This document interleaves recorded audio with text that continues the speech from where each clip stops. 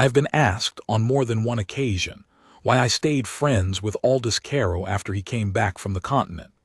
The honest answer is that I never considered not staying. We had been at school together at 12, had ridden through 3 counties on a dare at 17, had stood side by side at his father's funeral when we were both too young and too proud to weep openly.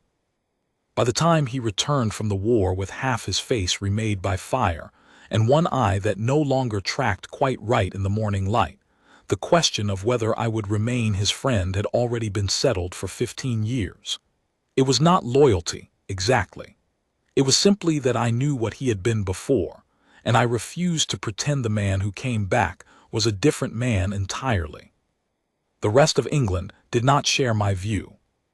Society, and I use the word loosely, because what I mean is the collection of drawing rooms and dinner tables and assembly rooms that believed themselves to constitute the known world, had decided what Aldous was before he had even unpacked his trunks.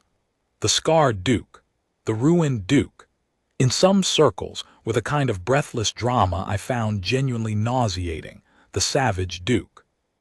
3 years on the continent, mostly in field hospitals and then in a rented villa outside Florence where he had gone to be left alone, and in his absence they had built him into something between a ghost story and a cautionary tale. I attended 3 dinner parties in the spring of 1814, at which his name was mentioned with the specific tone people reserve for things that are both pitied and slightly thrilling. I left all 3 early. He had written to me from Florence. The letters were spare. Aldous had never been a man who decorated his prose, but they were his, recognizably his, with the dry observation and the occasional flash of something almost sardonic that I had known since we were boys. He was not broken. He was scarred and he was tired and he was privately furious at a world that had decided his face was the most interesting thing about him, but he was not broken. I knew this. I said so when asked, and I was mostly not believed.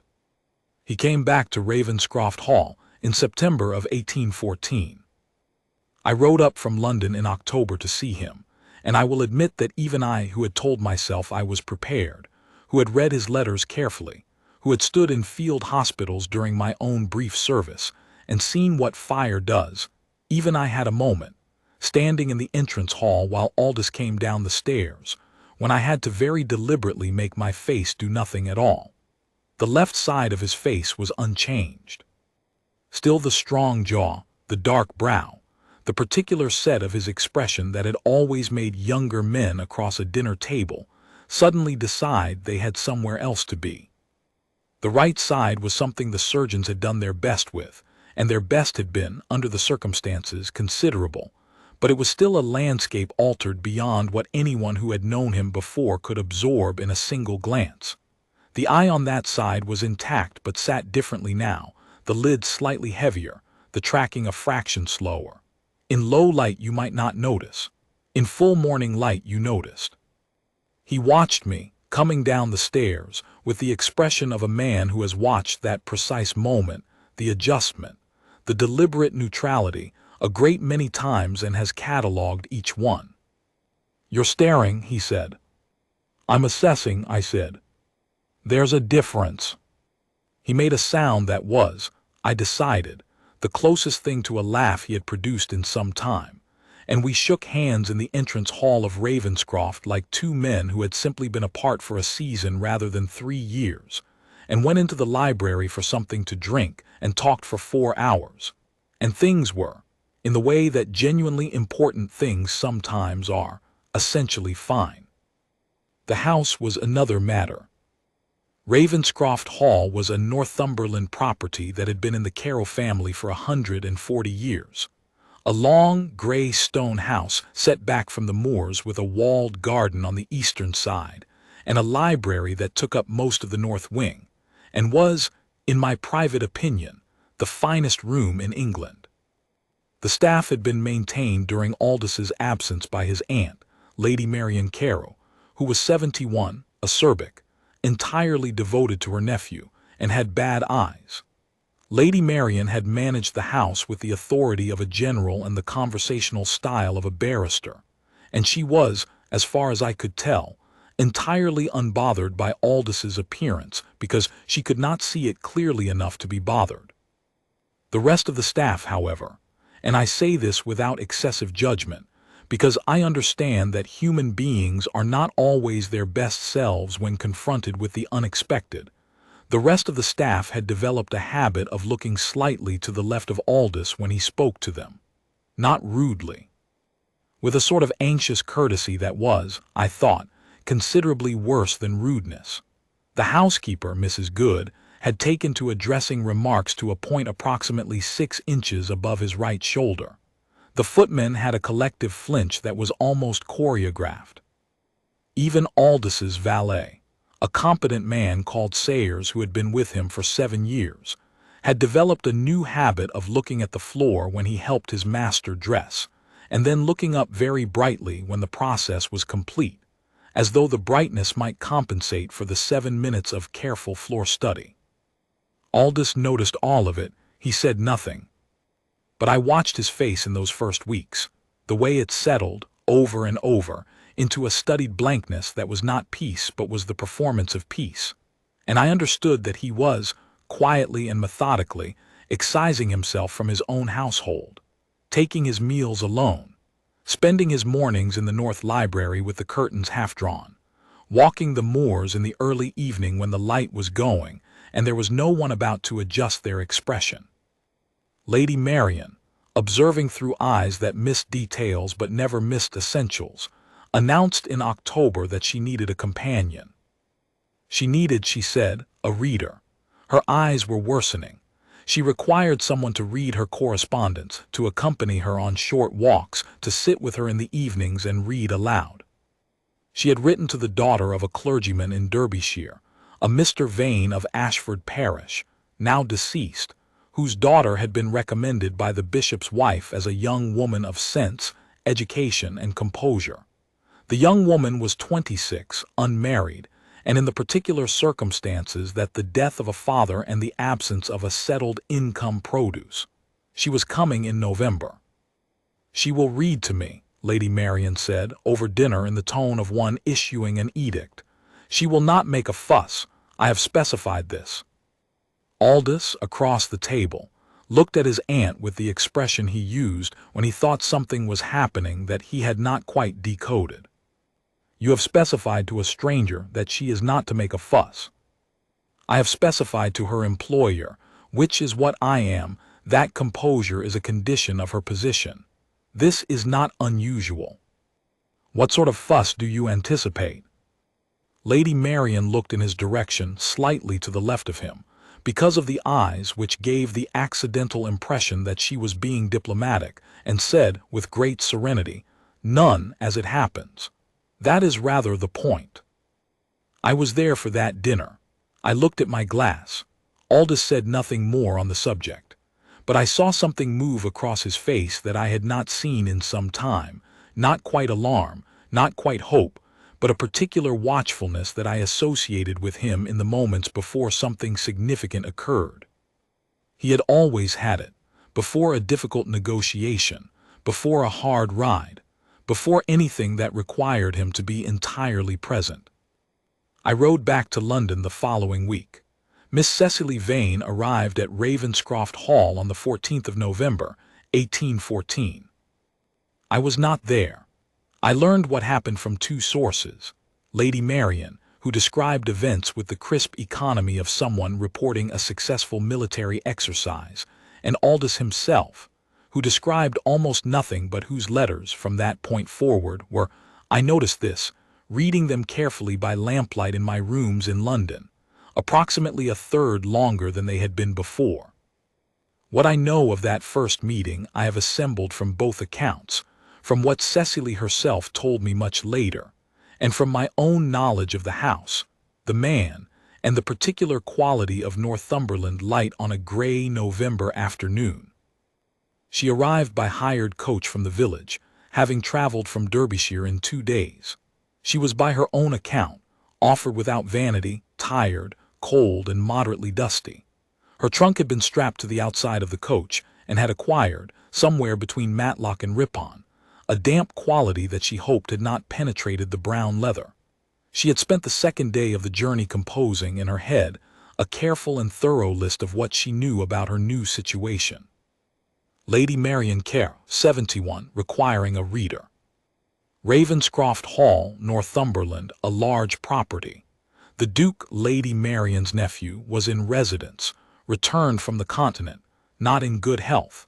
This last point had been conveyed in the letter of engagement with a particular delicacy that Cecily had read as, "There is something about the Duke that you should know, and that I am not going to tell you directly." She had decided, on the road, that she would simply look at whatever there was to look at, and manage accordingly. Mrs. Goode met her at the door and escorted her inside with a warmth that had the slightly overdone quality of someone compensating for something. The entrance hall was beautiful, long, stone-flagged, with a good fire and 2 tall windows that looked toward the moors.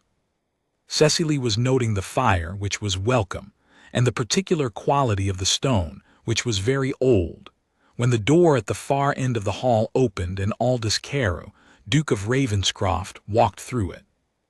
He had not been expecting her at that hour. He had come from the North Library with a book under his arm and the preoccupied expression of a man whose mind is still largely in whatever he has been reading, and he stopped when he saw the new arrival standing in the entrance hall with her hat still on and her gloves in her hand, and they regarded each other across approximately 20 feet of flagstone. What happened then is the part I have turned over many times. Mrs. Goode, beside Cecily, produced the adjustment, the slight shift, the careful elevation of her gaze toward the middle distance, and said, "Your Grace, Miss Vane has arrived," to a point somewhat above Aldous' left ear. Cecily looked at him. She looked at the left side of his face and the right side of his face with the same expression, which was the expression of someone making a straightforward and honest assessment of a person she was about to work alongside in a large, cold house for the indefinite future. She did not look away to the middle distance. She did not produce the adjustment.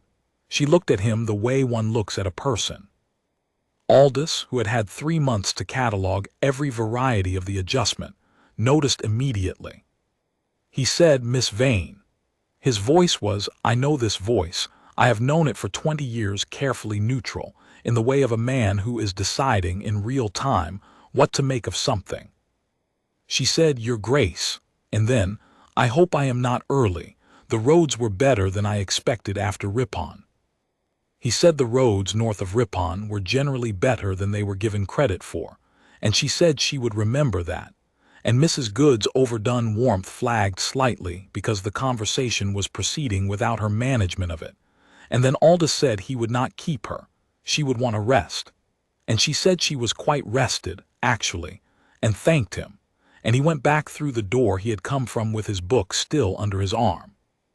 Cecily later told me this was considerably later, when we knew each other well enough for her to be direct, that she had thought him on that first day the loneliest person she had ever seen. Not sad, lonely. There is a difference. Sadness is an interior country. Loneliness is a specific relationship to the world outside. It is about where other people have positioned themselves relative to you, and she could see, in the 20 feet of flagstone and the 3 minutes of conversation, exactly where they had positioned themselves relative to Aldous Carew. She thought that is not a fair arrangement, and she filed it and went upstairs with Mrs. Goode to meet Lady Marian. I did not return to Ravenscroft until December. In the 5 weeks between Cecily's arrival and my visit, I received 4 letters from Aldous. They were, as I said, longer than his letters had been. They were also different in a way I found difficult to name at first and then understood. They were less controlled. Not in the sense of being disordered. Aldous was never disordered in prose, but in the sense of a man who has been holding himself at a very particular level of careful flatness for a long time and has begun, in small ways, to deviate from it. He mentioned, in the 3rd letter, that Lady Marian's new companion read Cowper well. In the 4th, that she had an opinion about the organization of the North Library that he had initially dismissed, and had since come to think was correct. He did not frame either remark as significant. He mentioned them as one mentions the weather. But Aldous had not mentioned anyone's reading or anyone's opinion in 3 years of correspondence. I came back to Ravenscroft on the 9th of December, in time for dinner. The house was different. Not dramatically, the stones were the same, the fire in the entrance hall was the same, but different in the way that a room is different when it has been used again after a long vacancy. Warmer somehow, more inhabited. I could not have said, arriving, exactly what had changed, but I felt it the way one feels a shift in atmospheric pressure. I met Cecily Vane at dinner. She was not beautiful in the way that the word is generally deployed. She was not, as they say, a handsome woman in the fashionable sense, the one involving porcelain features and elaborate arrangement of the hair. She was something else. She was a woman whose face repaid attention, which is a different and considerably rarer quality. She had gray eyes that were steady without being cold, and the particular manner of someone who listens to what is actually being said rather than preparing her own contribution while you finish your sentence. She was dressed simply. A clergyman's daughter in a companion's position would not have dressed otherwise. And she sat at Lady Marian's left and read the menu to the old lady with the unstressed competence of someone for whom service is not diminishment. Aldous was at the head of the table. I was beside him. He spoke to me with his usual dry economy and ate his dinner without, so far as I could observe, doing anything remarkable at all. But twice during the meal I caught him, and I want to be precise about this, because it matters, I caught him listening to whatever Cecily was saying to Lady Marian at the other end of the table. Not obviously, not in a way that announced itself. Just a very slight tilting of his attention, a fraction of his profile turned toward the far end of the table, in the way that a man turns toward music he has not heard in a long time and cannot quite place. After dinner, Lady Marian retired. I sat with Aldous in the library and we talked as we always talked, and I mentioned, carefully, because I was curious, and because with Aldous carelessness is counterproductive, that Miss Vane seemed a capable young woman. He said she was competent. He said it with the particular flatness that, in Aldous, I have learned to read as meaning considerably more than the word itself. I said I found her good company. He said Lady Marian found her invaluable. I said that was not quite what I had said. He looked at me over his glass with the expression he uses when he knows exactly what someone is doing and has decided to be uncooperative about it, and I let it alone. But I stayed for 10 days, and in those 10 days I watched. The mornings were the most instructive. Aldous had established, in his months of solitude at Ravenscroft, a habit of spending the first hours in the North Library alone. He was there when the house woke, and he stayed until 11 or so, and the library was understood by Mrs. Good's efficient management of the household's movements to be his territory in those hours. Private. Inviolable. On the second morning of my visit, I came down at 9:30 and went toward the library to find a book I had left there the previous evening, and I stopped outside the door because I could hear voices. Not the raised voice of a dispute. 2 voices in the register of conversation, his, dry and low, and hers, which was clear without being sharp, asking something that I did not quite catch. I did not go in. I found another book elsewhere and went back to my room, but I noted it, the library which had been his fortress contained someone else in it. I asked him about it the following evening. He said, with the same careful flatness, that Miss Vane had a habit of arriving early and had been tasked by Lady Marian with sending certain correspondence, and the writing desk she had been given was in the anteroom off the North Library, and the fire in the anteroom was unreliable, and the library's fire was not unreliable, and she used the library's fire when the anteroom was cold. He said this as a sequence of logistical facts, connected by cause and effect, with no particular emphasis on any part of the chain. I said, "And does that bother you?"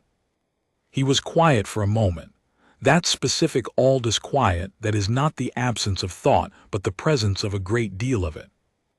Then he said, "She doesn't look at the fire when she talks to me." I turned that over. I did not ask him to explain it, I understood it, and I did not point out what it meant, because Aldous knows what things mean. I said only that that seemed like a good quality in a person.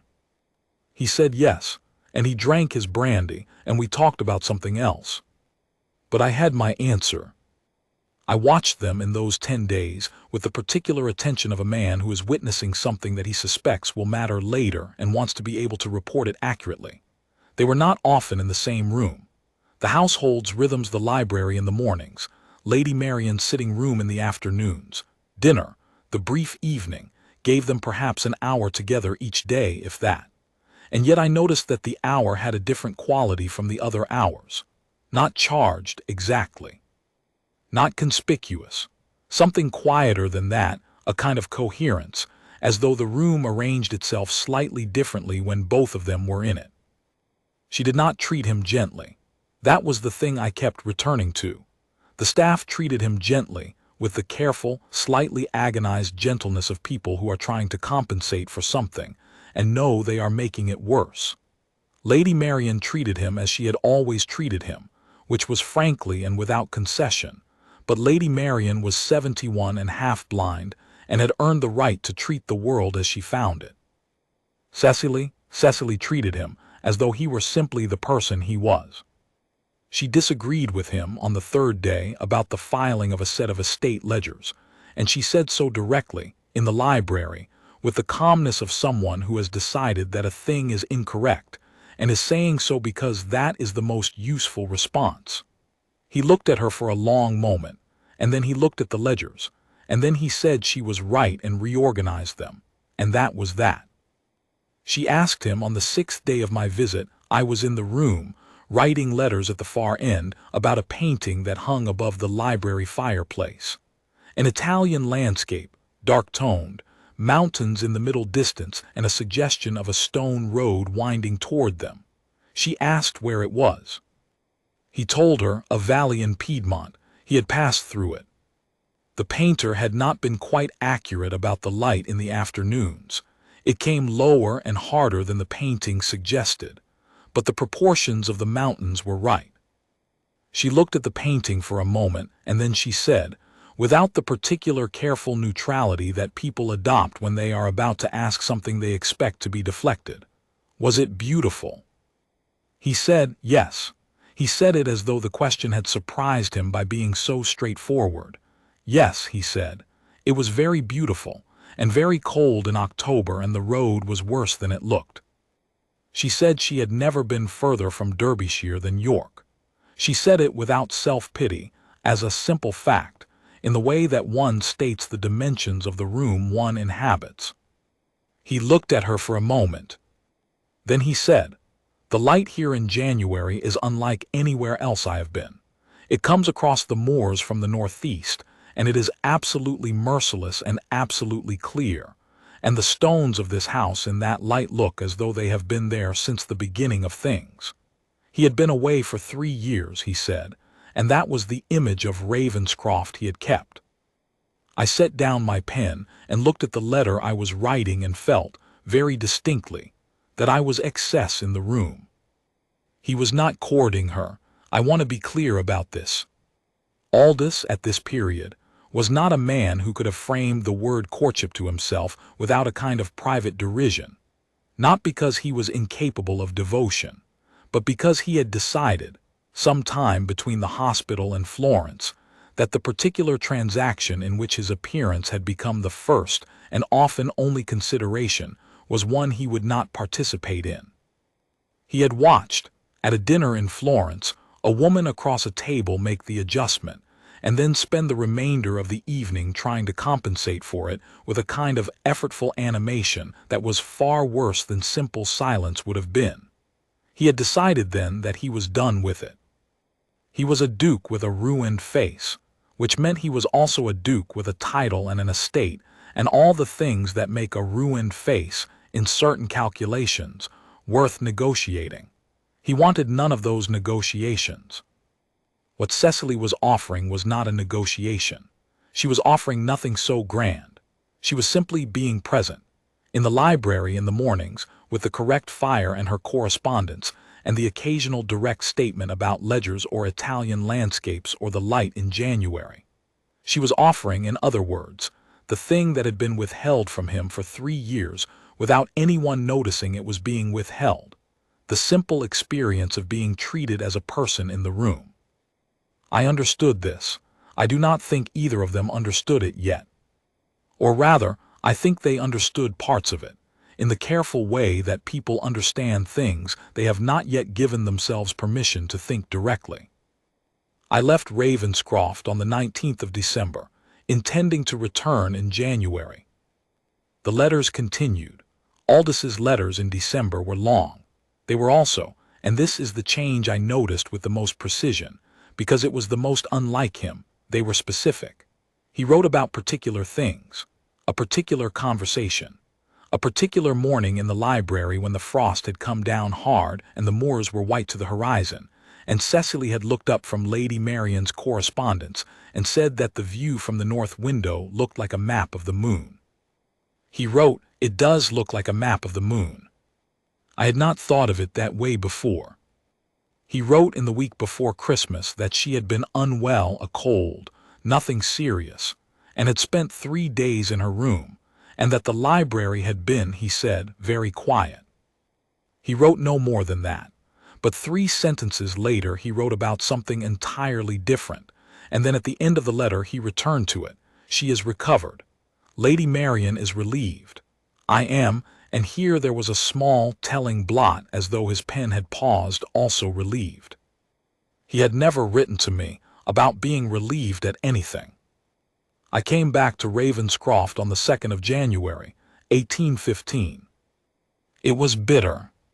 The northeast light that Aldous had described to Cecily was present in full, and it was indeed merciless and indeed clarifying, the sort of light that makes the world look as though it has been recently and somewhat brutally cleaned. The moors were pale, and the stones of the house were very dark, and the walled garden was entirely bare, the last of the year's growth cut back to the root. Cecily was in the walled garden when I arrived, which surprised me because it was cold enough to see breath, and the garden offered nothing in January except the structural interest of cut stone and dormant branch. She had a wrap pulled around her shoulders and was standing very still near the eastern wall, looking at something. I called a greeting from the gate. She turned and said she had found that morning that there were snowdrops beginning at the base of the wall, 2 or 3, the very small advance party of the season, and she had come to look at them again in the afternoon light because they were, she said, rather wonderful. So small and so certain. I went and looked at them with her. They were objectively 3 snowdrops in January clay. They were also somehow worth looking at. I said so. She said yes. We went inside. At dinner that evening Aldous mentioned, without particular emphasis, that the snowdrops had come early this year. He said it to no one in particular. Cecily did not look up from her plate, but I saw the corner of her mouth do something very small and certain, like a snowdrop. The following morning I came to the library early, 7 o'clock, before the household was properly moving, and found them both already there. Aldous at his desk with the estate papers he reviewed each morning. Cecily at the writing table, not yet working, with a cup of tea in her hands, looking at the Piedmont landscape above the fire. They were not talking. The room was quiet in the way that a room is quiet when the people in it are comfortable with the quiet rather than burdened by it. I said good morning. They both said good morning. I got a book and sat down, and the 3 of us inhabited the library in silence for 20 minutes, and it was one of the most peaceful 20 minutes I can remember spending. Something had shifted.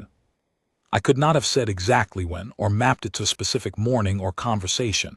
These things do not have clean beginnings, whatever people later like to claim. But the quality of the room when they were both in it was different from December. In December it had been careful, generous but careful. 2 people aware of each other in the way of people who have decided to be aware carefully, with consideration, without alarming anyone.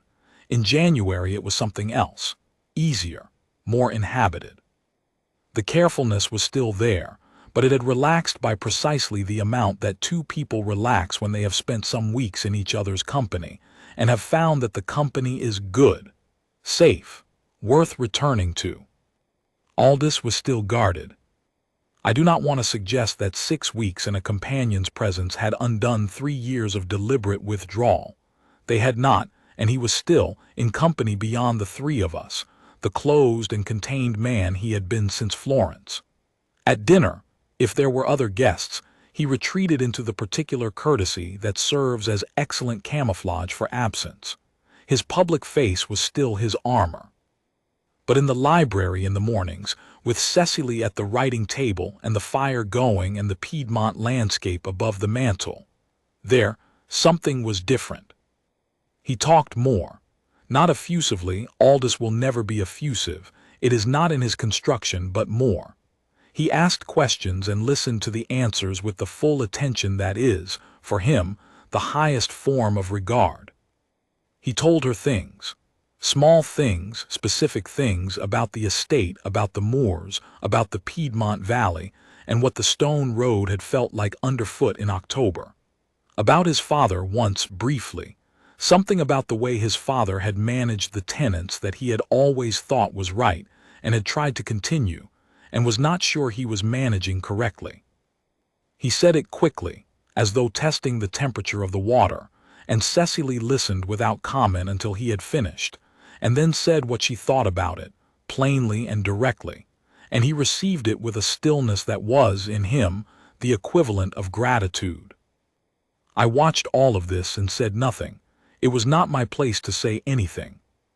But I will confess that during those January mornings I felt, more than once, a specific and unexpected happiness. The happiness of watching someone you have worried about for a long time beginning, incrementally and carefully, to be all right. The difficulty came in the middle of the month.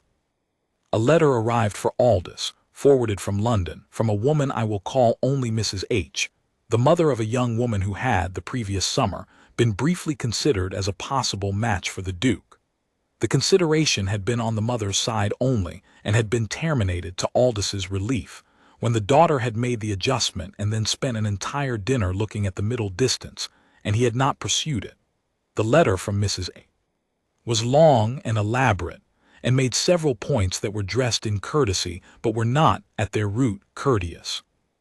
It said I read it because Aldous, without comment, handed it to me, that it was very admirable that his Grace had taken in a dependent, that the girl was no doubt well-intentioned, that a clergyman's daughter in that position was a useful sort of person, and that it was to be hoped that his Grace was not. And here the letter performed a delicate 2-paragraph maneuver that arrived, eventually, at the word confused. I set the letter down. Aldous was at his desk, looking at the moors through the north window. His face was arranged in the expression I associated with things that had wounded him, and that he had decided not to show were wounding. I said, "This is an unpleasant letter." He said without turning, "Yes." I said, "It is also, I think, not about you." He said nothing. I said, "Mrs. H. has a daughter she failed to marry well, and she has written a spiteful letter. It reflects nothing about Miss Vane and nothing about you. It reflects the particular frustration of people who believe they are owed things and find they are not." He said, still to the window, "She is a companion. She is employed by my aunt. I am aware of the appropriate categories." He said this precisely and quietly, in the tone of someone reciting a truth they have decided to believe because the alternative is complicated. I knew this tone. I had heard it 3 times in our 20 years, at 3 separate moments, when Aldous had decided that wanting something was not sufficient justification for pursuing it. I said, "The categories are not the point, and you know it." He looked at me then, away from the window, and his face was, not angry, something older and more difficult than anger, the expression of a man who has done a thorough accounting and arrived at a deficit. He said, very quietly, "I am not a simple proposition, Edmund. I am a man with a title and an estate and a face that makes the people in my own household look at the floor, and I have spent 3 years arriving at a peace with what that is. I am not going to," he stopped. "I am not going to make her responsible for managing any of that." I let that sit for a moment. Then I said, "Have you asked her what she is willing to manage?" He said nothing. I said, "You are one of the finest men I know, and you are also the most comprehensively stupid, occasionally." He looked at me. Then something moved in his face, the wry, dry thing that was his version of laughter, buried but present. He said, "I am always grateful for your precision." I said, "Go find her. Talk to her. Not about what Mrs. H thinks and not about appropriate categories. About the January light and the Piedmont Road and the snowdrops, which she considered worth returning to in the cold, and which, if you will allow me to observe, she mentioned to you first." He was quiet for a long time. Then he took Mrs. H's letter and set it in the grate and watched it take the fire, which I thought was exactly the right thing to do with it. I left the library and went to find something to occupy myself with for however long was necessary. It was, in the event, 2 hours. I spent them in a more distant part of the house, reading a thoroughly adequate novel and listening to the particular silence of a large house in January, the fire settling, the wind off the moors, the distant footfall of Mrs. Good's efficient navigation of the corridor. At a certain point I heard, very faintly, from the direction of the walled garden, the sound of the iron gate opening. Then nothing. Then, later, the gate again. Then more nothing for a considerable while. Then Cecily's step in the hall, her step I had learned to recognize. It was quiet and purposeful and landed differently from everyone else's, going toward Lady Marian's sitting room. I gave it another 30 minutes and then went to find Aldous. He was in the library, at his desk with the estate papers in the ordinary configuration of a working morning. He looked exactly as he always looked, which is to say arranged and contained. But there was something in the arrangement that had released slightly, like a hinge, long stiff with cold, that has been worked open and has decided to remain so. He looked up when I came in and said, "You may stop looking as though you are waiting to be told something." I sat down. I said, "Was I right?" He said, and he said it to the papers, not to me, in the manner of a man conveying something important while maintaining the fiction of doing something else. He said, "She told me that she had noticed, when she first arrived, that I carried myself as though I expected the room to pull away from me, and she said she had found it, from the beginning, a very unnecessary expectation." I said nothing. I let that sit in the room for a moment, which it deserved. He said, "She is the most honest person I have met in a very long time." I said, "Yes, I have thought so." He said, "She would like to see Italy." I looked at him. He was still looking at his papers, but the corner of his mouth had done the thing, the small, certain thing, the barely visible particular thing that was, in Aldous Caro, the equivalent of a declaration. I said, "That is very interesting." He said, "I thought you might find it so," and he turned to his papers and said nothing more. That evening at dinner Aldous talked about Italy, not to Cecily exclusively, to the table, to Lady Marian and myself and Mrs. Good's excellent roast, to the room in general, but with a specificity and an animation that I had not heard from him in years. He talked about Piedmont and about Florence, and about a small city on the Ligurian coast, where the light off the water did a specific thing in the late afternoon that he had never been able to describe adequately. He said the road between the coast and the hills in that region was very bad. He said the food in Florence was better than the food anywhere in England, which Lady Marian disputed with vigor, and the ensuing argument was lively and somewhat heated and entirely delightful. Cecily, across the table, listened with the attention she gave to everything worth listening to. Once, when Aldous described a particular view, a hillside of olive trees in October mist, she asked a question about the color of the trees, whether they were silver or gray or something else, and he thought about it seriously for a moment, and said they were both and neither, which was, she said, not very helpful, and he said he was aware of that, and the whole table laughed, and Aldous laughed, actually laughed, with his whole face, the sound of a man who has remembered that laughter is available to him. Lady Marian, who had been watching from her end of the table with her slightly unfocused gaze and the sharp intelligence behind it, said nothing. But when I helped her to the sitting room after dinner, she took my arm and said, very quietly, the way she said important things, "He will be all right, Edmund." I said, "Yes, I think he will." She said she is a sensible girl. I always know about people, even when I cannot see them clearly, sometimes especially then. I went back to the library. Aldous was there with his brandy, and I poured my own and sat with him, and we talked as we had always talked, about the estate and about London, and about a mutual friend's new and inadvisable investment. And it was easy, in the way that things are easy when the important things have been resolved, and there is nothing left to perform. I left Ravenscroft on the 20th of January. Before I went, in the entrance hall with my coat and my bag and the cold morning light coming through the 2 tall windows, I said good-bye to Lady Marian and to Mrs. Goode and shook Aldous' hand. He said, "Thank you." He said it in the specific way, brief, direct, not elaborated. That meant he was thanking me for something that was not the journey or the visit. I said, "Don't be an idiot." He said, "I will make every effort." Cecily was at the door. She had come down to see Lady Marian's correspondence collected for the post. She said good-bye with the composed directness that was her manner with everyone, and shook my hand, and then she did something she had not done before.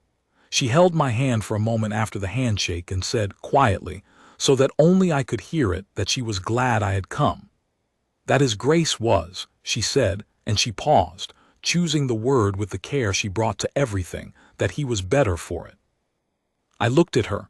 I thought, no, that is not quite right, but I did not say so. What I thought was, you are better for it. You are what's better for it. But those are not the kinds of things one says to a clergyman's daughter in a Northumberland entrance hall in January. I rode south. Aldous and Cecily were married in April, in the small chapel attached to Ravenscroft Hall, with Lady Marian and myself as the only witnesses.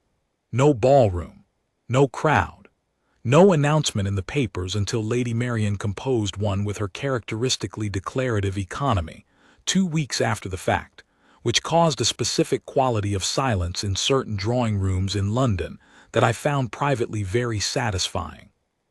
Mrs. H's reaction I did not inquire after, and have not been told. The wedding itself was, I have tried to find the right word for it, going over the memory of that April morning, the small chapel, the light through the single arched window, the snowdrops in the walled garden still going in their determined way. The word I keep arriving at is true. It was true in the way that things are true when they have been arrived at honestly, without performance, without the management of other people's expectations. Aldous said his vows in the voice he uses for things he means absolutely. Cecily said hers with the steady gray eyes and the composure that was not coldness but its precise opposite, the composure of someone who has made a decision completely and is at peace with it. Afterward, the 4 of us had breakfast in the dining room, which Lady Marian declared was the correct way to follow a wedding, and she was, as usual, entirely right. I walked in the walled garden that morning after breakfast, while the light was still coming across the moors from the northeast, that particular merciless, clarifying light that Aldous had described to Cecily in November, before either of them had allowed themselves to know what was happening. He had told her that the stones of the house looked, in that light, as though they had been there since the beginning of things. Standing in the garden in April looking at the house, I thought he was right. The stones were very old and very certain, and they had survived a great deal, and they were standing. I walked back inside and found Aldous and Cecily in the library, where else, at their respective desks, the fire going, the Piedmont landscape above the mantel unchanged. They were not doing anything remarkable. He was reading. She was writing. They were in the quiet that belongs to two people who have found in each other the room they had been looking for. I got a book and sat down. No one said anything. It was, I thought, exactly enough.